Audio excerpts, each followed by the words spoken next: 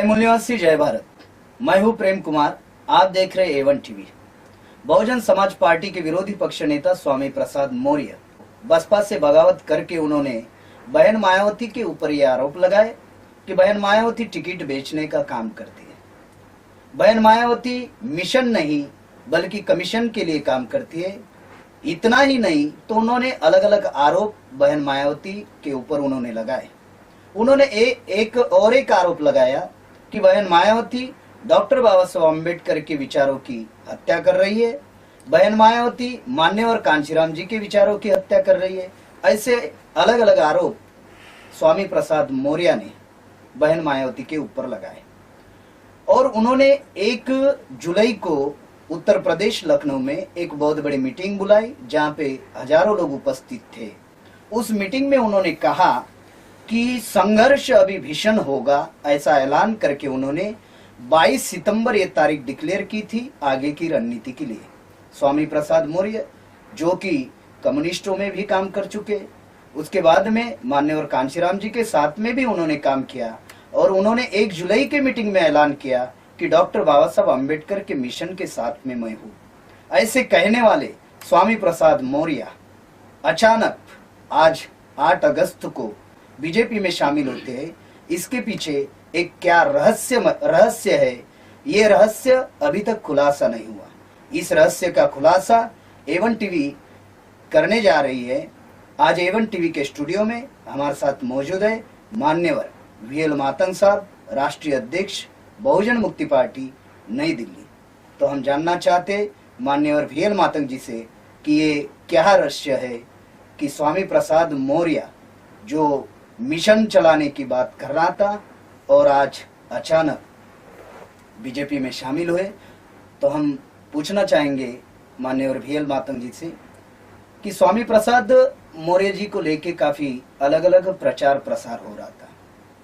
Social media में भी प्रचार प्रसार हो रहा था। टाइम्स ऑफ इंडिया में भी खबर छपकर आई कि स्वामी प्रसाद मौर्य बीएमपी में आने की संभावना है। तो इस संदर्भ में हम जानना चाहते हैं माननीय वीएल मातंग साहब से कि इसके पीछे का क्या रहस्य है जो ऐसी खबरें मीडिया में आती रहती थी। स्वामी प्रसाद मौर्य जी से हमारा संपर्क पिछले 1 साल पहले हुआ था। उस समय उन्होंने हमें बताया था कि मैं बहुजन समाज पार्टी के अंदर बहुत ही पीड़ित हूं और यहां मेरा दम घुटता है। हमने उन्हें पूछा था भाई क्या कारण से पीड़ित है, तो उन्होंने उस समय कहा कि मिशन नहीं रहा, अभी कमीशन हो चुका है और मुझे क्या करना चाहिए मैं सोच रहा हूं इस संदर्भ में। तब बात हुई थी तो उन्होंने ये आश्वसित किया था कि मेरा जो भी निर्णय होगा मिशन पूर्ति के लिए होगा और मैं कतई भारतीय जनता पार्टी कांग्रेस में जा नहीं सकता और मिशन के साथियों से मिलकर काम करूंगा। उसके बाद उन्होंने हमारे कार्यकारी अध्यक्ष एडवोकेट जय कश्यप जी से संपर्क किया। बसपा के भूतपूर्व कैबिनेट मिनिस्टर माननीय दद्दू प्रसाद जी जो बहुजन मुक्ति पार्टी के वर्तमान में राष्ट्रीय महासचिव है, उनसे संपर्क किया। तब भी उन्होंने यही कहा कि हम लोगों को पुराने सारे साथियों को मिलकर मिशन की दिशा में हमको काम करना चाहिए। संभवतः इसी वजह से टाइम्स ऑफ इंडिया में खबरें छपी, सोशल मीडिया में खबरें छपी कि स्वामी प्रसाद मौर्य बहुजन मुक्ति पार्टी में जा सकते हैं। तो मातंग साहब, जो आपने बात कही कि इस प्रकार की खबरें पेपरों में या सोशल मीडिया में छपकर आ रही थी, लेकिन आज वर्तमान आज की 8 तारीख की ये खबर है कि स्वामी प्रसाद मौर्य जी बीजेपी में शामिल हुए और ये खबर अभी वर्तमान में चल भी रही है, तो इस संदर्भ में आपका क्या कहना है? जो चरित्र आपने उनका बताया, पहले चरित्र, और आज के डेट में स्वामी प्रसाद मौर्य जो बीजेपी में चले गए, तो इस संदर्भ में क्या कहना है आपका? आज उन्होंने भारतीय जनता पार्टी ज्वाइन किया, शामिल हुए, इससे ये सिद्ध हो जाता है कि वो जो बातें कर रहे थे मिशन के संदर्भ में या कांशीराम जी के विचारों के संदर्भ में या डॉक्टर बाबा साहब अम्बेडकर जी के विचारों के संदर्भ में केवल दिखावे की बातें थी।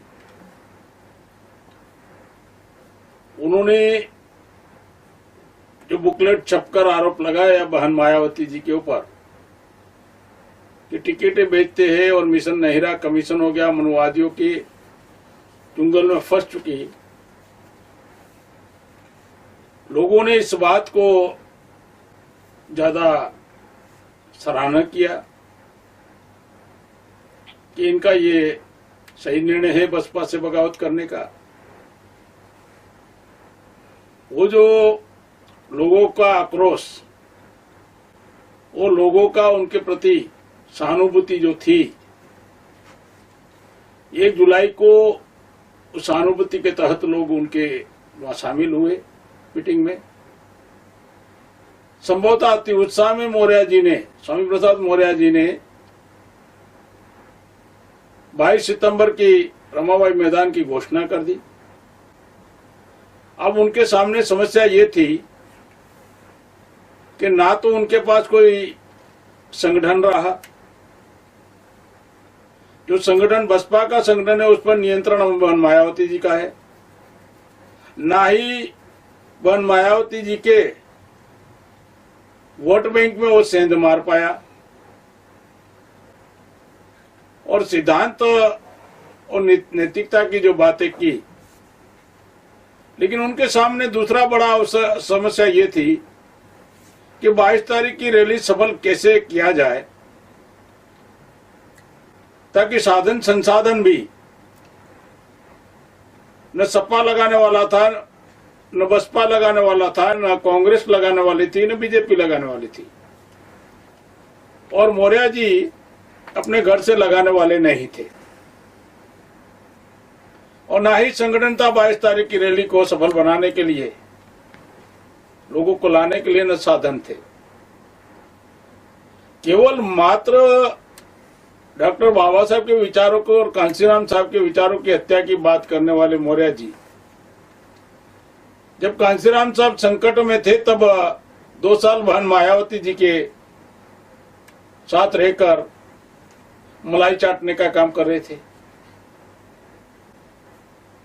अरबों खरबों रुपया बनाने का काम कर रहे थे, तब उनको मिशन कमीशन में फर्क समझ में नहीं आया। 22 तारीख की रैली उन्होंने सोचा 22 सितंबर की रैली मेरे अकेले के बस बलबूते पर सफल हो नहीं सकती, तो उन्होंने मजबूरी में अपनी इज्जत बचाने के लिए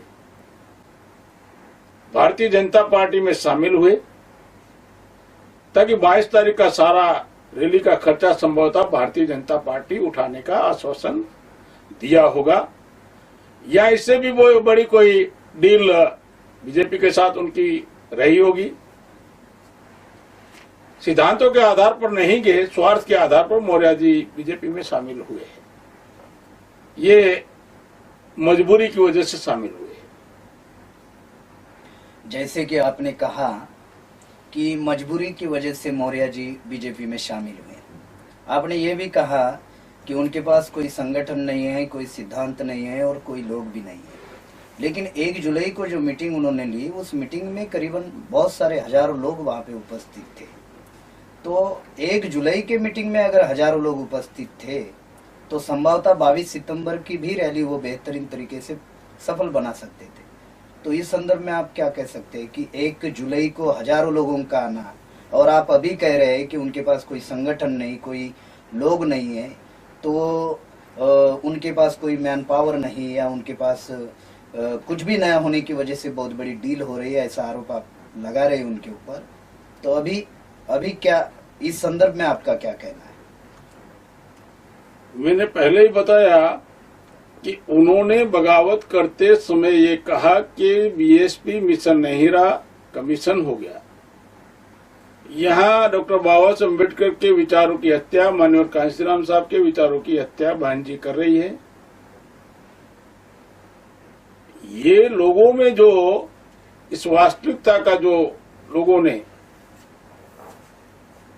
रियलाइज किया, तो सहानुभूति के तौर पर उसके साथ लोग 1 तारीख को गए। चलो सही स्टेप उन्होंने लिया, सिद्धांतों के लिए उन्होंने संभवतः विरोध पक्ष नेता होने के बाद भी उन्होंने छोड़ दिया इस पद को। तो लोगों ने सहानुभूति के तहत वहां गए थे। उसमें कई प्रकार के लोग थे, अलग अलग पार्टियों के लोग भी। कुछ लोग देखने गए थे, कुछ लोग मौर्य जी हमारी पार्टी में शामिल आ जाए, इस तरह अलग अलग कार्यकर्ता भी अन्य पार्टियों के भी वहां मौजूद थे।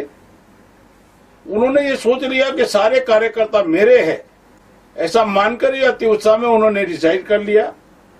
और धरातल पर जैसे आने के बाद उनको पता चल गया, कार्यकर्ता को पता चल गया और लोग जो उनके साथ गए थे उनको भी पता चल गया कि मौर्य जी अभी सिद्धांतों के आधार पर निर्णय नहीं बना रहे, ये बीजेपी से तालमेल करने के साजिश में लगे हुए हैं। जैसे ये जानकारी मिलते ही लोगों का जो सहानुभूति तक खत्म हो गया। इस बात का गंभीरता से एहसास मौर्य जी को भी हो गया कि 22 तारीख के रैली के लिए समर्थन किसी प्रकार से मिलना नहीं है, ये उनकी मजबूरी रही। दूसरा, अभी स्वामी प्रसाद मौर्य बीजेपी में चले गए, तो 2017 में जो उत्तर प्रदेश की चुनावी राजनीति है उसमें स्वामी प्रसाद मौर्य जी का कुछ असर रहेगा या कुछ असर गिरेगा उनका? स्वामी प्रसाद मौर्य जी का कोई भी असर उत्तर प्रदेश के 2017 की चुनावी राजनीति में होने वाला नहीं है, पड़ने वाला नहीं है। क्योंकि मौर्य जी के साथ शेड्यूल कास्ट का वोट, बेज वोट गए नहीं, न बीएसपी के लोग हैं। मौर्य जी के साथ मुस्लिम बेज वोट गए नहीं। मौर्य जी के साथ ब्राह्मण क्षत्रिय वैश्य का भी वोट बेज नहीं गया। मौर्य जी के साथ जो एमबीसी ओबीसी के वोट है वो भी उनके साथ नहीं था। इवन मौर्य जी का, मौर्य लोगों का भी वोट बैंक नहीं था, क्योंकि 3 हिस्सों में बटे हुए थे। एक बाबू सिंह कुशवाहा जी, एक केशव मौर्य जी और एक स्वामी प्रसाद मौर्य जी और एक महान दल के कोई मौर्य जी है। तो उनके भी 4 हिस्सों में डिवाइडेड वोट था। तब मौर्य जी को समझ में आया कि अन्य लोगों का छोड़ो, मेरी बिरादरी का भी वोट बेच मेरा बनने वाला नहीं है। तो उनके पीछे ऑलरेडी कुछ भी नहीं था, इन आंकड़ों से सिद्ध हो जाता है। तो उत्तर प्रदेश की राजनीति में कोई मौर्य जी की वजह से कोई बदलाव होने वाला नहीं है। ये बात अलग है कि मौर्य जी को हवा भरकर बीजेपी इस्तेमाल करेगी। जैसे कि आपने कहा कि मौर्य जी का 2017 की उत्तर प्रदेश चुनावी राजनीति में कोई असर गिरने वाला नहीं है, और ये बात आपने तथ्यों के आंकड़ों के आधार पर आपने सिद्ध भी की। तो क्या वर्तमान में बीजेपी में स्वामी प्रसाद मौर्य जी का भविष्य क्या होगा? वर्तमान में स्वामी प्रसाद मौर्य जी ने जो भारतीय जनता पार्टी को ज्वाइन किया, उसमें उनका भविष्य अंधकार है। क्योंकि भारतीय जनता पार्टी जिन राज्यों में जिन छोटे दलों के साथ हाथ मिलाया, उनको समाप्त किया। भारतीय जनता पार्टी का आप रिकॉर्ड अगर आप देखेंगे तो महाराष्ट्र के नेताओं का, आरपीआई के नेताओं का क्या अस्त्र है। वो आपको दिखाई देगा। बेच खत्म कर दिया। भारतीय जनता पार्टी ने बिहार में पासवान का बेच खत्म कर दिया, हाथ मिलाकर ही पासवानों का बेच खत्म किया। और रामविलास पासवान का तो अभी ये हाल कर दिया कि उत्तर प्रदेश के चुनाव में बात तक नहीं कर रहा है कि मेरी पार्टी चुनाव लड़ेगी, क्योंकि उसको डर है कहीं मुझे मंत्रिमंडल से ना निकाल दे। जीतन राम मांझी को यही बीजेपी के लोगों ने दिल्ली तक बुलाया, प्रधानमंत्री ने चाय पर बुलाया, आरएसएस के हेडक्वार्टर नागपुर तक बुलाया। बाद में जीतन राम मांझी का क्या असर हुआ आप लोग जानते हैं। उदित राज जो बीजेपी में शामिल हो गया, आज उदित राज की क्या असर है, उदित राज का क्या हाल है, वो आप लोग देख रहे हैं। इवन शेड्यूल कास्ट के पास, जिनको दलित कहते हैं, शेड्यूल कास्ट के 74 एमपी बीजेपी में होने के बावजूद भी दलितों को, शेड्यूल कास्टों पर अन्याय अत्याचार होता है और बोलने तक की उनकी हिम्मत नहीं हो पा रही। बाउंडेड लेबर बन चुके हैं। अगर 282 में अगर 74 निकल जाते हैं तो कल ही प्रधानमंत्री, बीजेपी की गवर्नमेंट, कल केंद्र सरकार गिर सकती है। बाउंडेड लेबर है। मौर्य जी का उधर अंधकार है। दूसरा, मौर्य जी बीजेपी में जाकर कौन से मुंह से या विचार से ये पब्लिक में जाकर कहेंगे कि बाबा साहब के विचारों मिशन के लिए या कांशीराम जी के मिशन के लिए मैं बीजेपी में गया, ये क्या अब लोगों के बीच में जाकर कह पाएंगे क्या? और मौर्य जी का हालत तो ये हो गया है, उसकी लाचारी की हद हो गई कि अपने से जूनियर राजनीतिक आदमी केशव मौर्य जी के नीचे उनको लगना पड़ा। अपने से जूनियर राजनीतिक आदमी केशव मौर्य जी के नियंत्रण में, उनको नेतृत्व में काम करना पड़ेगा। इन सारी बातों से सिद्ध हो जाता है मौर्य जी ने अपना पॉलिटिकल सुसाइड, राजनीतिक अपना पॉलिटिकल सुसाइड करने का फैसला किया। यहां से उनका पतन शुरू हो रहा है। मौर्य जी का भविष्य अंधकार है। जैसे मौर्य जी के भविष्य के बारे में आपने बहुत सारी जानकारी दी, हम एक सवाल और एक आपको पूछना चाहते हैं कि मौर्य जी ने मिशन की बात की और मिशन की बात करके उन्होंने जो धोखाधड़ी की, तो ऐसे तमाम बहुजन समाज में बहुत सारे ऐसे नेता हैं जो मिशन की बात करते हैं, मान्यवर कांशीराम जी के आंदोलन की बात करते हैं, डॉक्टर बाबा साहब आम्बेडकर के मिशन की बात करते हैं, और बाद में उनका चरित्र समाज के सामने खुला हो जाता है और बाद में वो मिशन नहीं बल्कि समाज को धोखाधड़ी करने की बात करते हैं। तो इस संदर्भ में बहुजन समाज को आप क्या मैसेज देना चाहेंगे कि ऐसे लोगों से क्या करना चाहिए? बहुजन समाज को ये मैसेज देना चाहेंगे कि जिन लोगों ने बाबा साहब के विचारों के साथ, मान्यवर कांशीराम साहब के विचारों के साथ धोखेबाजी की, मिशन के साथ धोखेबाजी की, समाज के साथ धोखेबाजी की, उन लोगों को 2017 के चुनाव में सबक सिखाना चाहिए। और इतना बड़ा सबक सिखाना चाहिए उनको कि दोबारा ऐसा कोई भविष्य में उनके विचारों की धोखेबाजी करना या मिशन के साथ धोखेबाजी करने की हिम्मत आने वाली जनरेशन में कोई नया नेतृत्व भी न कर पाए। ऐसा समाज को, धोखेबाज लोगों को सबक सिखाना चाहिए ताकि भविष्य में धोखेबाजी का ये कार्यक्रम बंद हो जाए।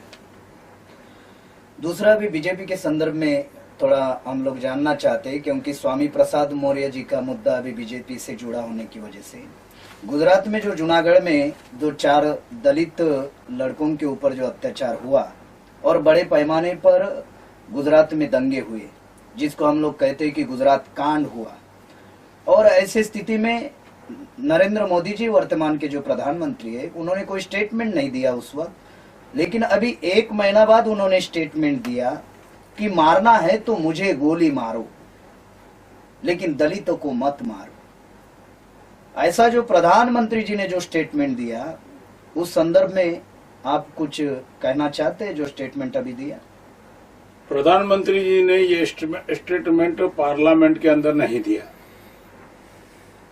जहां ऑन रिकॉर्ड वहां डिस्कस होता है वहां नहीं दिया, पब्लिक मीटिंग में दिया, ताकि वहां जवाब देने की कोई गुंजाइश नहीं होती, सवाल जवाब की गुंजाइश नहीं होती। वो स्टेटमेंट उन्होंने इसलिए दिया, शायद आपको मालूम होगा, ये हम लोगों ने 1 अगस्त को बहुजन मुक्ति पार्टी के माध्यम से पूरे भारत में 31 राज्यों में 550 जिलों में जन आक्रोश रैलियां निकाली। गुजरात के मैटर को गुजरात सरकार दबाना चाहती थी, मीडिया उसको दबाना चाहता था, हम लोगों ने और उसको उजागर किया। अब ये बीजेपी और प्रधानमंत्री की मजबूरी है, क्योंकि उन रैलियों में ये सवाल उठे कि आखिर प्रधानमंत्री की बोलती बंद क्यों है। प्रधानमंत्री की ये मजबूरी है कि आने वाले समय में जहां 5 स्टेटों में इलेक्शन होने वाले हैं, वहां उनको वोट चाहिए। जैसे पंजाब में अबाउट 30% वोट शेड्यूल कास्ट के हैं, यहां पर 25% से ज्यादा उत्तर प्रदेश में वोट शेड्यूल कास्ट के हैं। तो 5 राज्यों में चुनाव अगर है और शेड्यूल कास्ट का वोट अगर बीजेपी को चाहिए, तो स्वाभाविक रूप से सहानुभूति जताने का नौटंकी उनको करना उनकी मजबूरी है। नौटंकी प्रधानमंत्री नरेंद्र मोदी जी का हमेशा दोगला चेहरा रहा है। वास्तव में उनको कार्रवाई करनी चाहिए उन लोगों के ऊपर जिन्होंने अन्याय अत्याचार किया। वो कार्रवाई करने के बदले केवल सहानुभूति जताकर वाहवाही लूटना चाहते हैं। तो उसे लोगों को अब समझ में आता है, और बीजेपी को 5 राज्यों के चुनाव में इसका मुंह तोड़ जवाब दिया जाएगा। बीजेपी के लोग जब शेड्यूल कास्ट की बस्तियों में जाएंगे तो जवाब देना उनको मुश्किल हो जाएगा। केवल मीडिया के माध्यम से सहानुभूति प्रकट करने का उनका एक लिपापोती का काम है, इसके अलावा कुछ नहीं है। धन्यवाद सर, आप हमारे स्टूडियो में आकर हमारे दर्शकों को अपने स्वामी प्रसाद मौर्य के संदर्भ में जानकारी दी, इस बहुजन समाज को आपने जानकारी दी। फिर से हम धन्यवाद कहते हैं, और यूं ही देखते रहिए A1 टीवी। यूट्यूब पर टाइप कीजिए A1 टीवी, सब्सक्राइब कीजिए। धन्यवाद। जय मूल निवासी, जय भारत।